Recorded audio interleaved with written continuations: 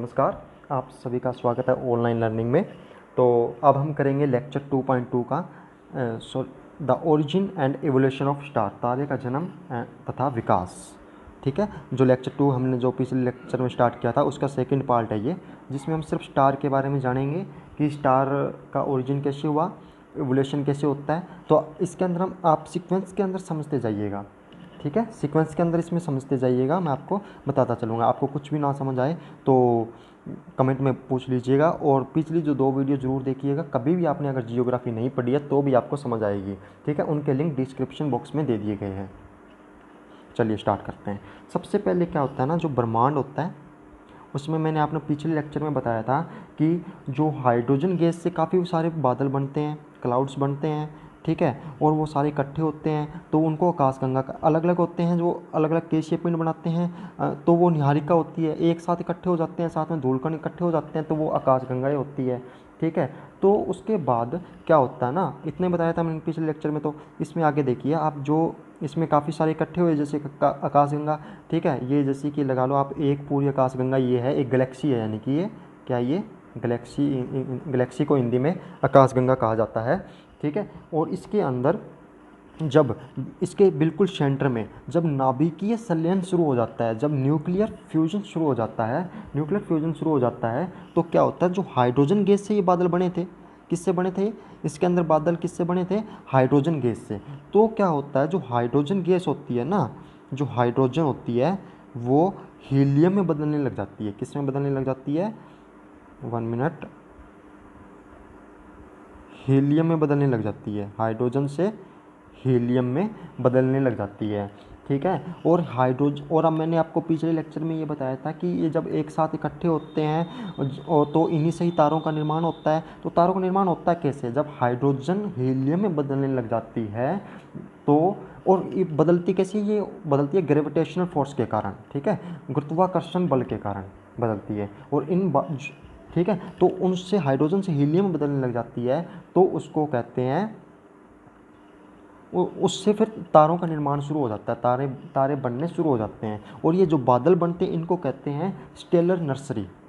क्या कहते हैं इनको, स्टेलर नर्सरी। ठीक है, और उसके बाद आगे देखिए, स्टार है ये, इसके 2 अलग अलग होते हैं। देखिए सबसे पहले बनता है प्रोटोस्टार। प्रोटोस्टार कब बनता है, प्रोटोस्टार यानी कि आदि तारा, हिंदी में कहते हैं इसको आदि तारा। प्रोटोस्टार कब बनता है, जब आकाशगंगा में, यानी कि जब गैलेक्सी के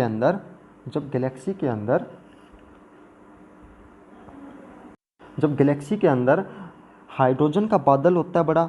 ठीक है, हीलियम पहले, बाद में हीलियम बदलेगा, पहले हाइड्रोजन का बड़ा होता है बादल, क्लाउड होता है। तो गुरुत्वाकर्षण के प्रभाव से, यानी कि ग्रेविटेशनल फोर्स के कारण जो ये जो गैसीय पिंड है, जो मैंने आपको पिछले लेक्चर में बताया था कि वो बाद में सिकुड़ने लग जाते हैं, तो तारे का जन्म होता है, ये बता ही दिया। ठीक है, तो वो आदि तारा कहलाता है। सबसे पहले जो तारा जन्म होता है उसके बाद जो जन्म होता है सबसे पहले, वो कहलाता है प्रोटोस्टार। क्या कहलाता है वो, प्रोटोस्टार। ठीक है, उसके बाद की सीक्वेंस क्या होती है, आप जो मैं आपको बताऊं, सीक्वेंस के अंदर समझते जाइएगा, आपको समझ आएगा। ठीक है, आपके ये जो तारे का जो ओरिजिन है, इवोल्यूशन है, ये बिल्कुल एक सीक्वेंस में आपको समझने की ज़रूरत है। सबसे पहले प्रोटोस्टार बना, प्रोटोस्टार बनने के बाद वो फुल स्टार बनेगा। फुल स्टार यानी कि पूर्ण तारा बनेगा। वो बनेगा कैसे, वो बनेगा भाई, 1 मिनट, हाँ, वो बनेगा जब ये आदि तारा यानी कि जो प्रोटोस्टार ये सिकुड़ेगा, ये जब छोटा हो जाएगा, बिल्कुल ये छोटा होता चलेगा, तो जो बादलों में, जो क्लाउड्स के अंदर परमाणुओं की टक्कर होगी। ठीक है, जो बादल है, 1 मिनट, ये हटा देता हूँ मैं। हाँ, पहले तो सबसे पहले स्टार कैसे बना, हाइड्रोजन से हीलियम में बदला, नाभिकीय संलयन यानी कि न्यूक्लियर फ्यूजन शुरू हुआ, तो उसको जब तारे बनने स्टार्ट हो गए, जब सबसे पहला तारा बना, यानी कि जब छोटा तारा था वो प्रोटोस्टार कहलाया, यानी कि आदि तारा कहलाया। ठीक है, उसके बाद जब ये आदि तारा यानी कि प्रोटोस्टार जब छोटा होता गया ये, ठीक है, तो उसके बाद जो इन तारों के अंदर जो बादल के अंदर, जो क्लाउड्स के अंदर जो परमाणुओं की, न्यूक्लियस की टक्कर होने लगी। ठीक है, टक्कर होती है, टक्कर होने से क्या होता है, जो हाइड्रोजन है वो हीलियम में बदलना शुरू हो जाता है। ठीक है, हाइड्रोजन है जो वो हीलियम में बदलना शुरू हो जाता है।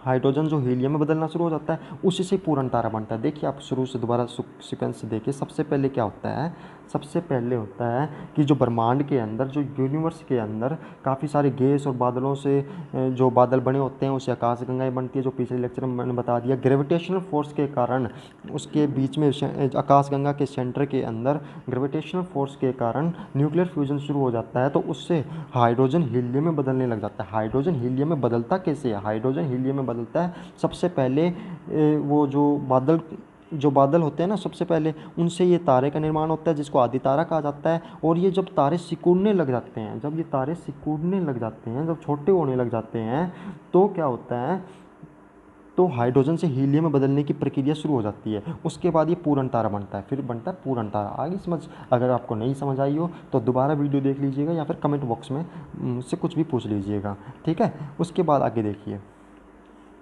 सॉरी ये क्या निकल गया, हाँ, उसके बाद क्या होता है, जो तारा होता है ना, वो प्रकाश उत्पन्न करता है। आपको खुद सबको पता है, ये तो तारे का खुद की रोशनी होती है, खुद का प्रकाश होता है, सबको पता होगा, ठीक है। उसके बाद ये छोटा बड़ा भी हो सकता है, ये भी आपको पता होगा, ठीक है। उसके बाद क्या होता है कि जो तारे के जो सेंटर के अंदर,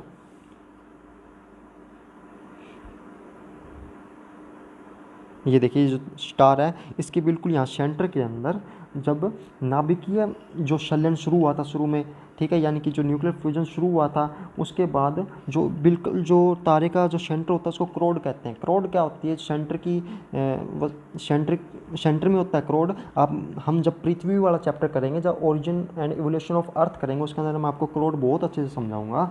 तो उसके अंदर जो क्रोड होता है ना, तो उसमें हीलियम ज़्यादा हो जाता है, हाइड्रोजन हीलियम में बदलने लग गया तो पूर्ण तारा बन गया, यानी कि फुल स्टार बन गया, यानी कि यहाँ हीलियम ही हीलियम हो गया सारा ही, ठीक है। हाइड्रोजन लगभग खत्म हो गया, हीलियम गैस हो गई सारी लगभग। तो ये जो नाभिकीय संलयन हो रहा था, जो न्यूक्लियर फ्यूजन हो रहा था, वो खत्म हो जाता है, वो रुक जाता है, सॉरी वो खत्म नहीं होता, वो रुक जाता है वहीं पर, ठीक है। तो उससे क्या होता है, तारे सिकुड़ने लग जाते हैं बाद में, ठीक है। पहले तो तारा सबसे पहले छोटा हुआ, यानी कि प्रोटोस्टार बना, फिर वो हाइड्रोजन से हीलियम में गैस बदली तो वो बड़ा स्टार बन गया, ठीक है। बड़ा स्टार जब बना, उसके बाद ये हीलियम ज़्यादा हो गई, तो हीलियम ज़्यादा होने के कारण ये जो नाभिकीय संलयन न्यूक्लियर फ्यूजन है ये बंद हो गया। उसके कारण न्यूक्लियर फ्यूजन बंद होते ही जो है तारा सिकुड़ने लग गया, ठीक है। उसके बाद क्या हुआ भाई, न्यूक्लियर फ्यूजन वो तारा सिकुड़ने लग गया।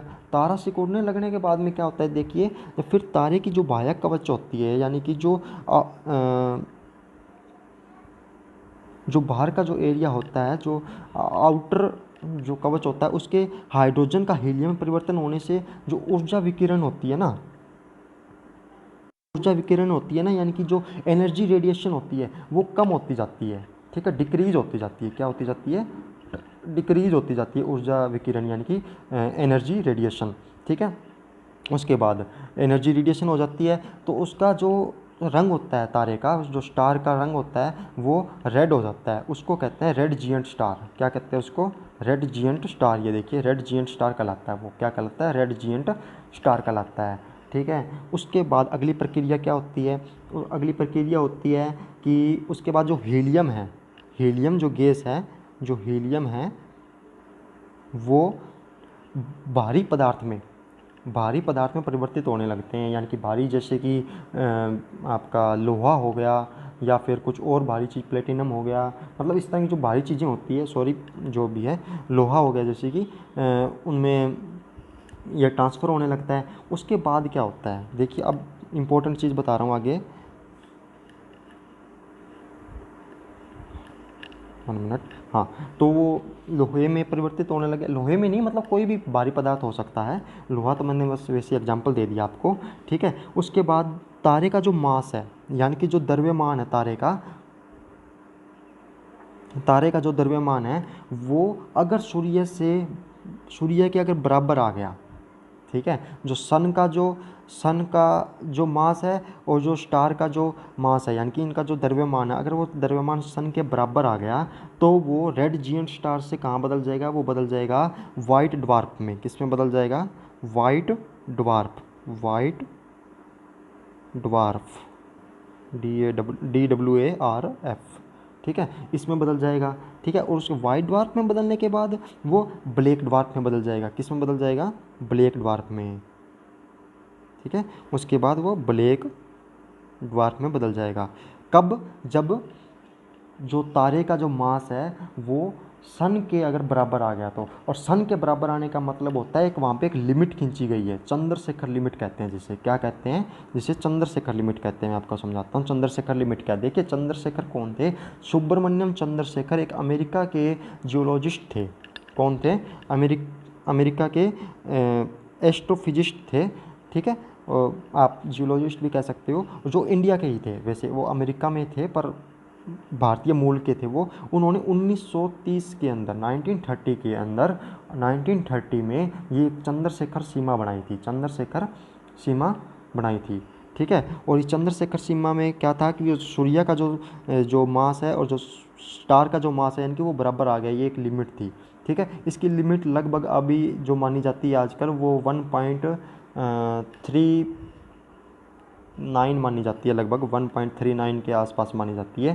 ठीक है, तो आप चेक कर लीजिएगा थोड़ा, ये उसके बारे में मानी जाती है। तो इसके अगर बराबर आ गया वो स्टार का और जो सन का मास, तो क्या होगा? जो रेड जियंट स्टार बना था वो आपका वाइट ड्वार्फ में परिवर्तित हो जाएगा, ट्रांसफ़र हो जाएगा, और उसके बाद वाइट ड्वार्फ से वो ब्लैक ड्वार्फ के अंदर परिवर्तित हो जाएगा। और इसलिए जो इन सुब्रमण्यम चंद्रशेखर जी ने जो ये रचना, जो लिमिट दी, एक जो रेखा खींची, यानी कि काल्पनिक रेखा है, वहाँ पे खींच के नहीं आई कोई रेखा, मतलब ये उन्होंने बताया इसके बारे में।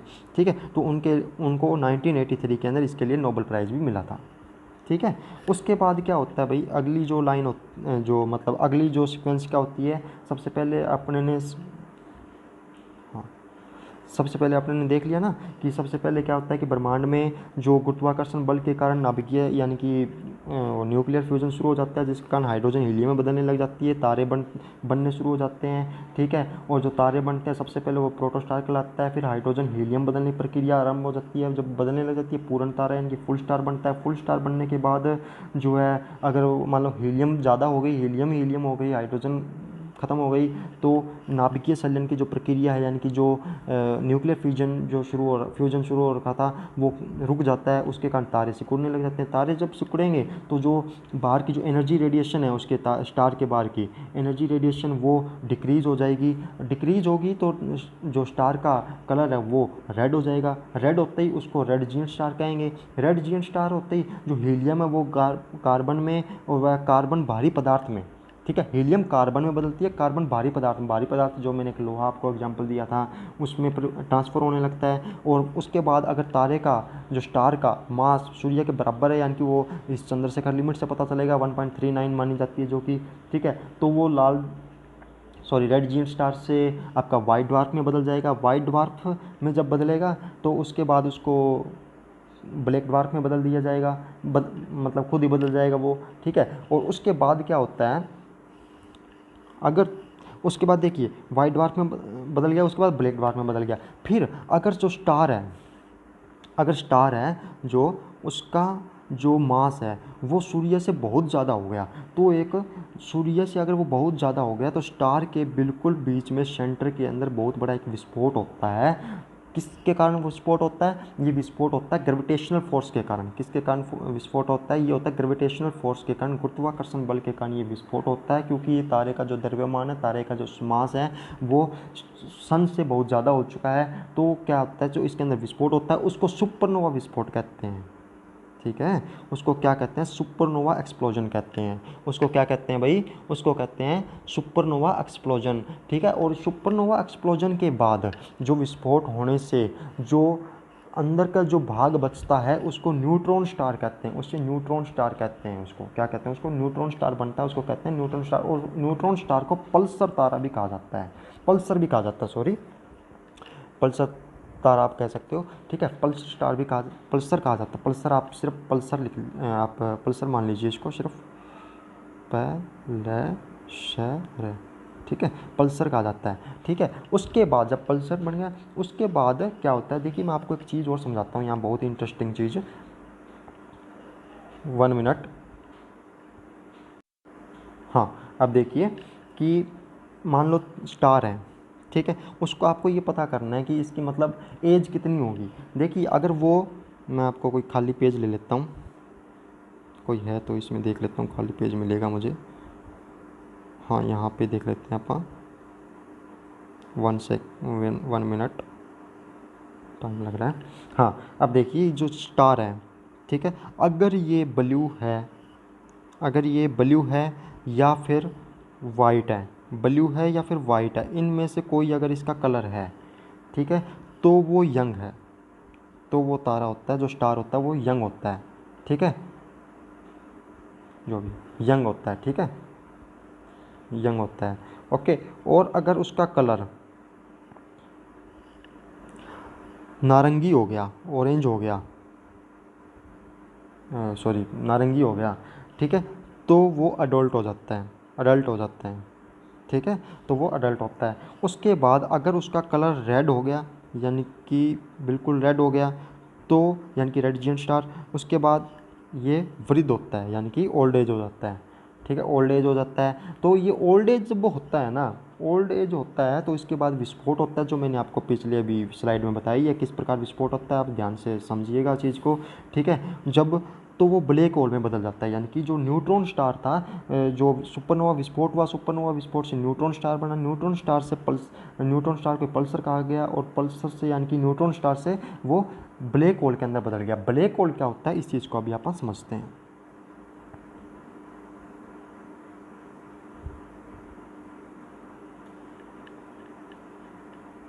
हाँ, ब्लैक होल का मैंने आपको बता ही दिया, ब्लैक होल में कब परिवर्तित होगा, जब वो तारा जो जो स्टार है उसके अंदर विस्फोट होगा, सुपरनोवा विस्फोट होगा, ठीक है, उसके बाद वो न्यूट्रॉन तारा बनेगा, न्यूट्रॉन तारा से उसके बाद में ब्लैक होल में आ जाएगा। ब्लैक होल क्या चीज़ है? ब्लैक होल देखिए ब्रह्मांड के अंदर एक ऐसी चीज़ है जो जो मैंने बताई थी, आकाशगंगा के बिल्कुल एक बीच में बल्ज होता है, ठीक है, बिल्कुल सेंटर के अंदर, ये जैसे कि एक आकाशगंगा, आकाश के सॉरी मैं पेन और ले लेता हूँ, कोई हाइलाइटर ले लेते हैं अपन। ये देखिए जैसे कि आकाशगंगा है, आकाशगंगा के बीच में एक बल्ज होता है, बल्ज के अंदर ब्लैक होल होता है, ठीक है, ये मैंने पिछले लेक्चर में आपको बताया था, आप डिस्क्रिप्शन बॉक्स में लिंक है उसका देख लीजिएगा, ठीक है। और आप ये जब ब्लैक होल जानते हैं, अभी आप ब्लैक होल क्या होता है, ठीक है, इसमें ये एक ऐसा स्थान होता है, इसमें ग्रेविटेशनल फोर्स बहुत ही ज़्यादा होता है। जो ग्रेविटेशनल फोर्स होती है ना, जो गुरुत्वाकर्षण बल होता है, वो बहुत ज़्यादा होता है। इसको दूरबीन से मतलब किसी भी चीज़ से देखा नहीं जा सकता, यहाँ से जो रोशनी है, जो प्रकाश है, वो आगे जा नहीं सकता। अगर आपको ये चेक करना हो, मान लो अगर कोई साइंटिस्ट चेक करना चाहे इसको, तो वो चेक कैसे करेगा कि मान लो अगर जो प्रकाश है, ठीक है, जो मतलब कोई रे है, वो किरण है, जो वो जा रही है सीधी सीधी, ठीक है, अगर वो सीधी चली गई, अगर मान लो यहाँ से स्टार्ट हुई, ठीक है, और ये चलती जा रही है, चलती जा रही है, चलती जा रही है, तो बीच में कहीं ब्लैक होल आया नहीं, ठीक है। अगर यहाँ जाके यहाँ से मुड़ गई, देखिए प्रकाश जो होगा वो सीधा जाएगा, ठीक है, वो उसको बाधा सिर्फ एक ये जो ब्लैक होल है यही परिवर्तित कर सकती है, ठीक है। और अगर मान लो ये यहाँ से मुड़ गई, इधर चली गई, इधर चली गई, तो समझ लें आप कि आगे ब्लैक होल है। ब्लैक होल से प्रकाश भी पार नहीं हो सकता, ब्लैक होल आकार में छोटा बड़ा भी हो सकता है, ठीक है। चलिए, ब्लैक होल समझ आया होगा। उसके बाद लास्ट में क्या आता है, इसके बाद आता है, देखिए 3 चीज़ें बच गई, नक्षत्र, तारामंडल और ध्रुव तारा। ध्रुव तारा के नाम, ध्रुव तारा के बारे में आपने काफ़ी कुछ सुना होगा, मैं आपको बता, देखिए हम, हाँ, मान लीजिए रात में जो आसमान में जो स्टार्स होते हैं ना, 1 सेकंड चल रहा होगा ना, हाँ, आसमान में जो स्टार्स होते हैं, ठीक है, जो काफ़ी सारे, तो उनके जो समूह जो बन जाते हैं, जैसे कि एक इधर हो गया, एक इधर, एक इधर, एक इधर, ठीक है, तो इन्हीं आकृतियों को नक्षत्र मंडल कहते हैं, ठीक है, तारामंडल भी कहा जाता है इन्हीं, ठीक है। और जो कई प्रकार के नक्षत्र मंडल है, एस्ट्रिजम है, कौन कौन से, मतलब कुछ 2-3 नाम ध्यान आ रहे हैं मेरे के, जैसे कि आपका हस्त है, ठीक है, रोहिणी है, ओके, और मघा है शायद एक, ये 3 ध्यान आ रहे हैं, ठीक है, ये नक्षत्र मंडल है, ओके। उसके बाद एक बिग बियर, यानी कि एक बिग बियर नाम नाम का एक नक्षत्र मंडल है, बिग बियर, क्या कहते हैं, बिग बियर, हिंदी में कहते हैं बिग बियर, और इंग्लिश में कहते हैं इसको अर्सा मेजर, अर्सा मेजर, ठीक है, अर्सा मेजर यानी कि बिग बियर, ये एक तारामंडल है, ठीक है, और सबसे आसानी से पहचान आने वाला, यानी कि ये नक्षत्र मंडल हो, सॉरी, बिग बियर जो है आपका अर्सा मेजर है, एक नक्षत्र मंडल एक ये स्पेलिंग यहाँ पे आपकी जो है गलत हो गई, ये के नहीं आएगा, एम आएगा यहाँ पे, ठीक है, ओके। और उसके बाद जो बहुत ही आसानी से पहचान आने वाला जो तारामंडल है, जो नक्षत्र मंडल है, वो होता है अर्सा मेजर।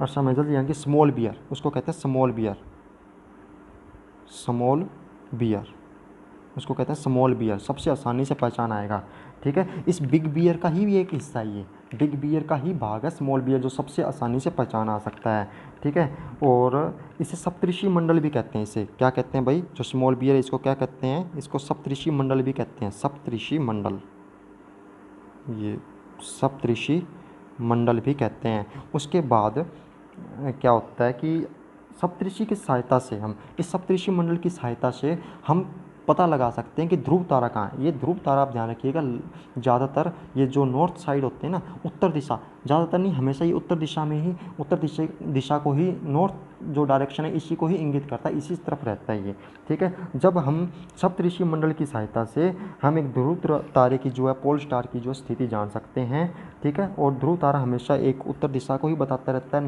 नॉर्थ डायरेक्शन को ही बताता रहता है। और अब तक बताया जा रहा है कि मतलब 89, लगभग 89 जो नक्षत्र मंडल की पहचान हो चुकी है, जिसमें से 2-3 मैंने बताए हैं आपको, जैसे कि हस्त हो गया, ठीक है, मघा हो गया, रोहिणी हो गई, इस तरह और भी काफ़ी हैं, ठीक है। और जो ध्रुव तारा है, जैसे कि हम यानी कि सप्तऋषि मंडल के जो तारे हैं, जो समूह हैं, ठीक है, सप्तऋषि मंडल का समूह यानी कि बिग बियर का एक पार्ट है स्मॉल बियर के काफ़ी जो स्टार है, एक समूह है जो, उसको सप्तऋषि मंडल कहते हैं। इनके स्टार है, इनसे आप एक उनसे आप एक काल्पनिक यानी कि आप एक सीधी रेखा खींचते चलिए, ठीक है, सीधी रेखा खींचते चलिए, ओके, और उसे आगे बढ़ाते चलिए, उसको आगे बढ़ाते चलिए, ठीक है, वो आपको ध्रुव तारा तक ले जाएगी, यानी कि वो बताएगा कि ध्रुव तारा बता देगा आपको कि ध्रुव तारा कहाँ है, और ये उत्तर दिशा की तरफ ही होगा, ठीक है, किसी भी और डायरेक्शन में नहीं हो सकता ध्रुव तारा, नॉर्थ डायरेक्शन के अंदर ही होगा।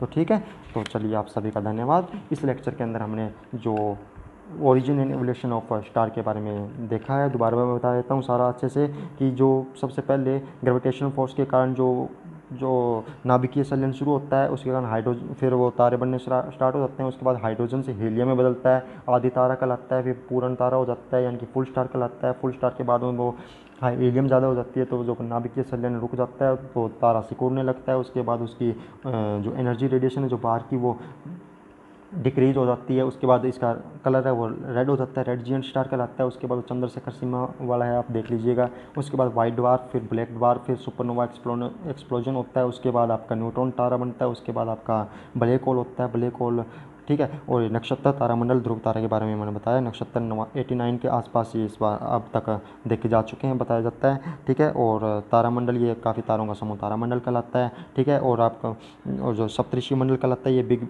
स्मॉल बियर, ठीक है, जो कि काफ़ी तारों का समूह है। उन तारों को सीधा सीधा आप इंगित करता लाइन खींचते चलिए, तो आपका ये ध्रुव तारा बता देगा। ध्रुव तारा वो नॉर्थ डायरेक्शन के अंदर ही होता है, ठीक है। चलिए आप सभी का बहुत बहुत धन्यवाद। Thanks for watching.